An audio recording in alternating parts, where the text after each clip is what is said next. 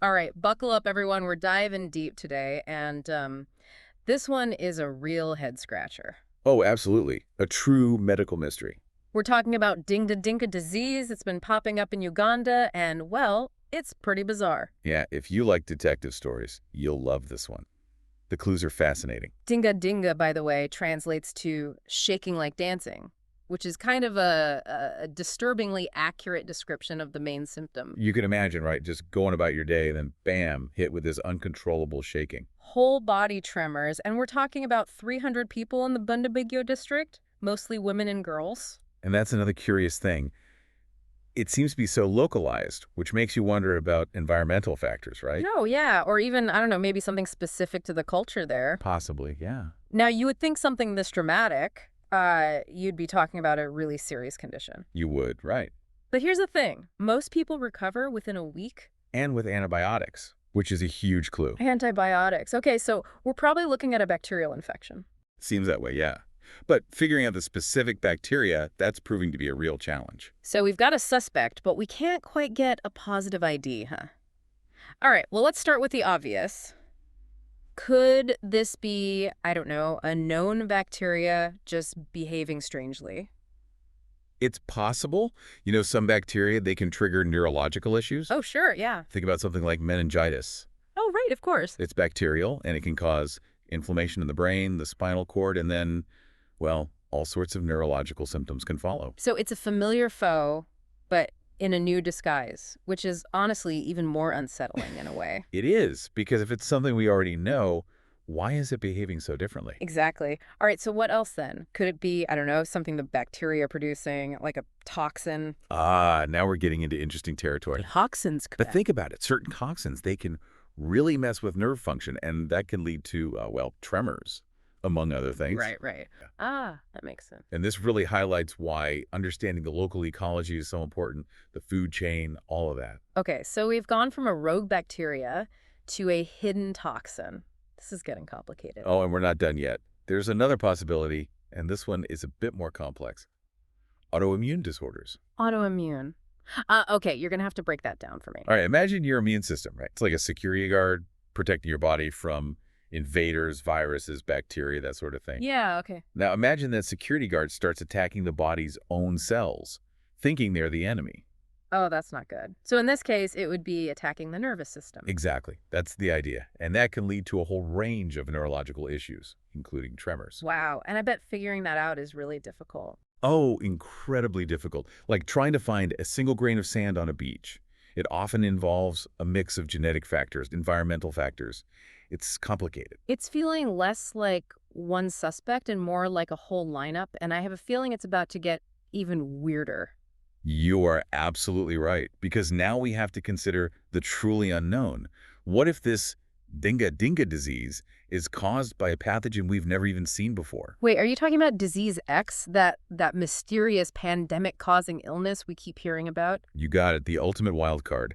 And to be honest, Dinga Dinga disease, with its unique symptoms, the mystery surrounding its origins, it kind of fits the profile, doesn't it? Okay, so we've got bacteria, we've got toxins, we've got autoimmune issues, and now a brand new pathogen. I'm officially nervous. And there's one more possibility we need to at least consider. Oh, come on. What else could it be? What if this isn't entirely biological? What if we're dealing with a psychogenic illness? Psychogenic. Refresh my memory. What does that mean again? Basically, it means a physical illness with psychological roots. Oh, right, right. Like, what was it, the dancing plague? You got it. Back in 1518, hundreds of people in France, they just danced for days. Some even died from exhaustion. Yeah, that was a wild one. And while the exact cause is still debated, a lot of people think it was mass psychogenic illness.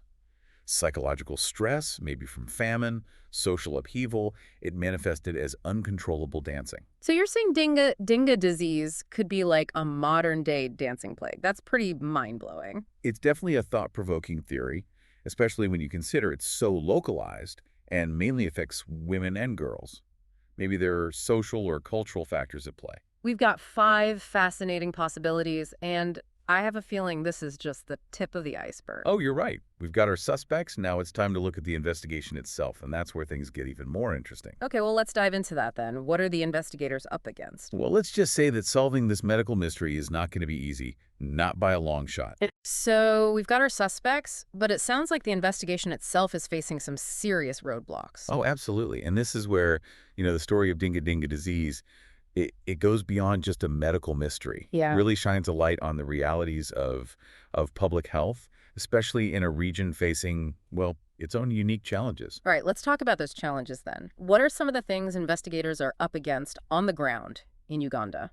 One of the biggest hurdles, honestly, it's just resources, or the lack thereof. Oh, yeah. Many of the rural health centers, like those in the Bundibugyo district, they're just severely under-equipped. I can imagine. They may not have the labs, the diagnostic tools, sometimes even enough trained personnel to really handle an outbreak of this scale.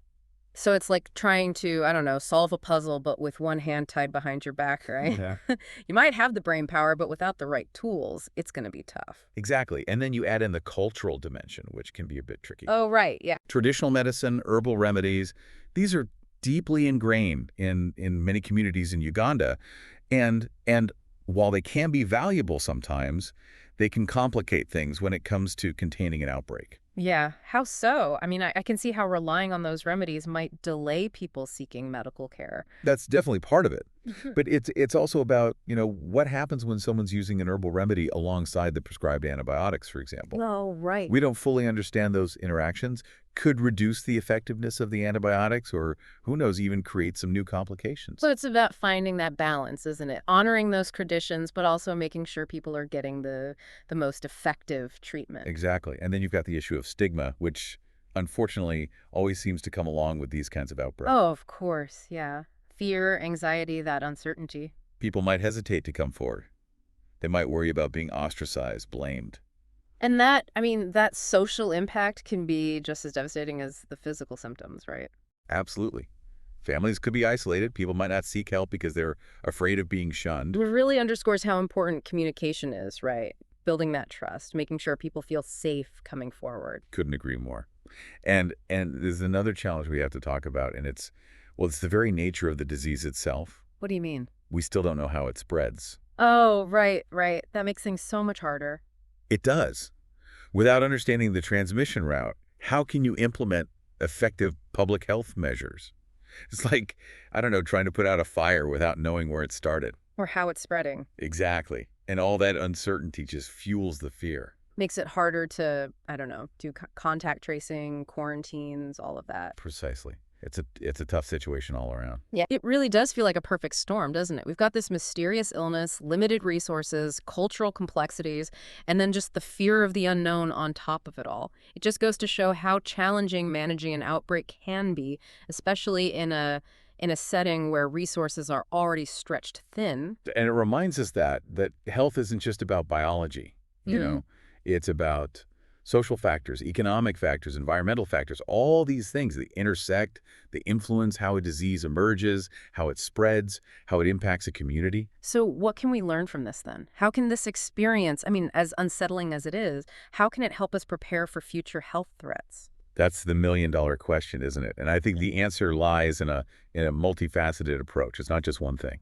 Okay, break that down for me. What are the key takeaways? Well, first and foremost, we have to invest in strong disease surveillance systems, Makes sense. both locally and globally. Imagine if we had systems in place to quickly detect unusual clusters of symptoms, and then trigger that rapid response. We'd be ahead of the curve, right? Instead of playing catch up, we'd be ready to go from the start. Exactly. And this isn't just about Uganda. This is a global issue. We need these interconnected surveillance networks, sharing information quickly, effectively. It's like a worldwide web of early warning systems. I like that. A network of watchtowers, always on the lookout. Perfect analogy. Yeah. And then if we do spot something unusual, we need to be able to mobilize resources quickly, right? Bring in the experts, share data, samples, research findings. It's all about collaboration. Which, you would think that would be a given, but we've seen time and time again how that international cooperation can fall apart. Yeah, it's frustrating. We also need to make sure we're empowering communities with knowledge, educating people about basic hygiene, about seeking medical care early, about recognizing the warning signs. It's about, I don't know, moving from a culture of fear to a culture of awareness, right? Exactly. And then, of course, we can't forget about research, right? We need better diagnostic tools, more effective treatments, and ultimately vaccines to prevent these outbreaks from happening in the first place.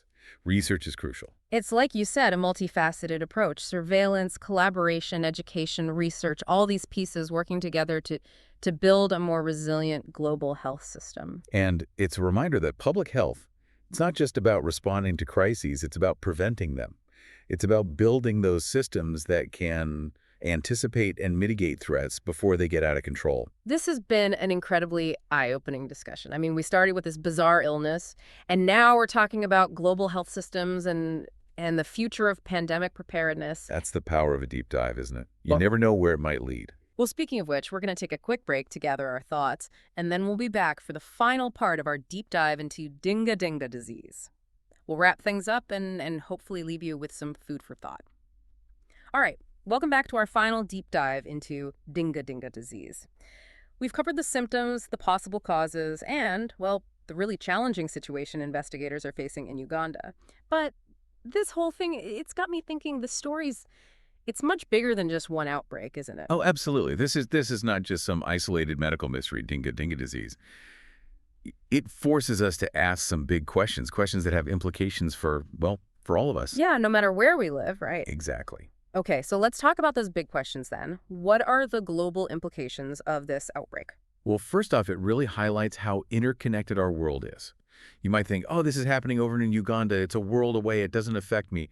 But that kind of thinking, it's just not realistic anymore. We've seen this happen over and over again, right? A disease pops up in one part of the world and then bam, suddenly it's on multiple continents. It's true. And Dinga Dinga disease, I mean, it's still localized, but it's a wake-up call, you know. It reminds us that we can't afford to be complacent. These new health threats, they can emerge anywhere, anytime, and they could affect all of us. We keep talking about disease X, that mysterious, potentially pandemic-causing illness. Could Dinga Dinga disease be, I don't know, a preview of what's to come? A warning sign? It's a scary thought, I know, but it's a question we need to be asking ourselves. The truth is, we just don't know what the future holds. But we can learn from what's happening right now, and we can use this opportunity to strengthen our defenses globally. Okay, so what does that look like? How do we take the lessons from Dinga Dinga disease and actually do something with them? Well, it all circles back to those key points we've been talking about, right? Surveillance, collaboration, education, research. We need those robust disease surveillance networks that can pick up on unusual patterns and trigger a fast response. Yeah, yeah. And those networks, they need to be worldwide. We can't afford to have any blind spots. It's about sharing information in real time. Right. Right, across borders, across continents. Exactly. Yeah. And along with that, we need genuine international collaboration. Sharing data, sharing samples, expertise, resources, not just when it's convenient, but all the time. It's about realizing that a threat to one of us is a threat to all of us. Absolutely. And then we can't forget about educating communities, giving them the knowledge, the resources they need to protect themselves. Right, right. Basic hygiene, seeking medical care early, addressing that stigma that can prevent people from coming forward when they're sick. It's all connected. It's about building that trust, that understanding between healthcare providers and the communities they serve. And of course, none of this is possible without research, right? Better diagnostic tools, more effective treatments, and ultimately vaccines to prevent these outbreaks from even starting. Research is the foundation of a strong global health system. This whole deep dive has been eye-opening, to say the least. I mean, Dinga Dinga disease, it sounds like something out of a sci-fi movie, but it's a real reminder that new health threats, they're out there, and they're a real possibility. It is. And it's also a reminder that we have choices. We can choose to be complacent, or we can choose to take action. We can choose to isolate ourselves, or we can choose to collaborate. The choices we make now, they will determine the future of global health. This has been an incredible conversation, really thought-provoking. We may not have all the answers about Dinga Dinga disease, but it's certainly given us a lot to think about. Is there one thing you'd want our listeners to take away from this? I think the most important thing to remember is that, well, we're not just passive observers. We all have a part to play in making our world healthier, more resilient. Stay informed, stay engaged, And never underestimate the power of your voice. Thank you so much for joining us on this journey. And to our listeners, remember, the deep dive never ends. Keep being curious, keep learning, and keep asking those questions. You never know, the answers might surprise you. Until next time, keep exploring and keep diving deep.